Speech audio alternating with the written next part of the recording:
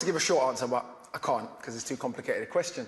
I think that when we talk about race, we tend to focus on individual acts of prejudice, which is why UKIP often come up, because they'll overtly say stuff that we find offensive. But unfortunately, the issue of race, if we understand it, is a lot more insidious. And it takes a lot more of a historical view to understand the difference between individual bias and structural racism and privilege.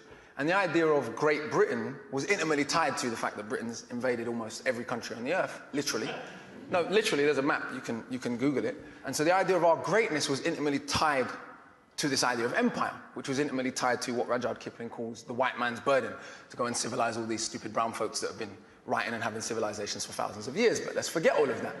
And so if we fast forward to today, when we talk about structural racism in Britain, do we have the same institutional disparities in rates of imprisonment that they have in America? Yes, absolutely we do.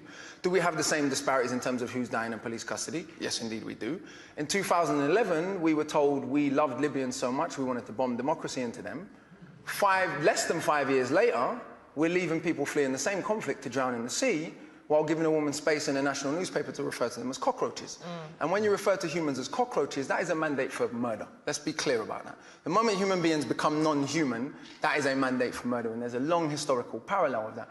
Today, Germany, the country that bombed this country, you know, in our grandparents' lifetimes, so theoretically the grandchildren of Nazis can get in and out of England easier than the grandchildren of people from the Commonwealth who fought against the Nazis. And where do they come from? When we talk about immigrants, do we mean people from Australia and New Zealand?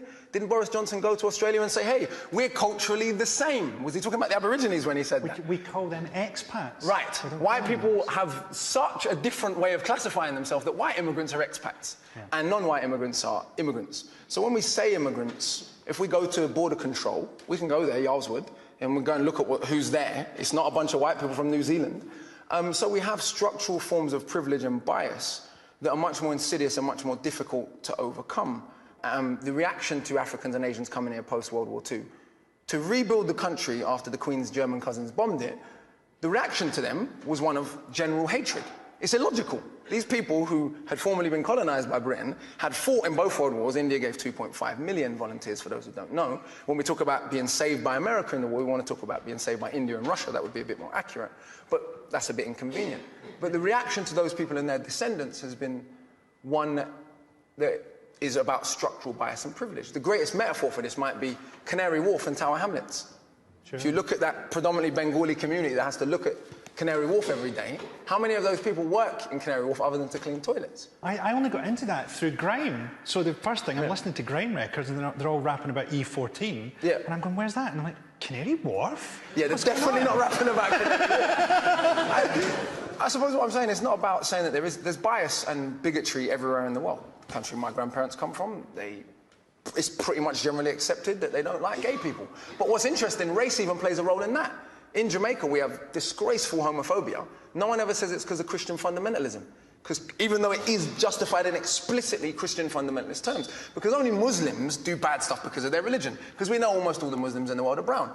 Whereas when a German wings pilot crashes and kills 150 people deliberately, or the man in Norway killed nearly 90 people, I was in Australia when that happened. This is how uniform the agreement is that white people will be portrayed differently. The Australian media referred to Andres Breivik as having terrorist-like tactics. Yeah. I mean, to think about that. Yeah. This guy killed almost 100 people, and he's just almost a terrorist. And he'd written a crazy thing about Muslims. Oh, it's very clear. I mean, he was a terrorist by any standard. The idea that white is right isn't just a European idea. It's an idea that has had insidious implications, because no matter what, the 700 people that were left to drown off the coast of the Mediterranean, were they white human beings, they wouldn't have been left to drown. And they certainly wouldn't be called cockroaches. Well,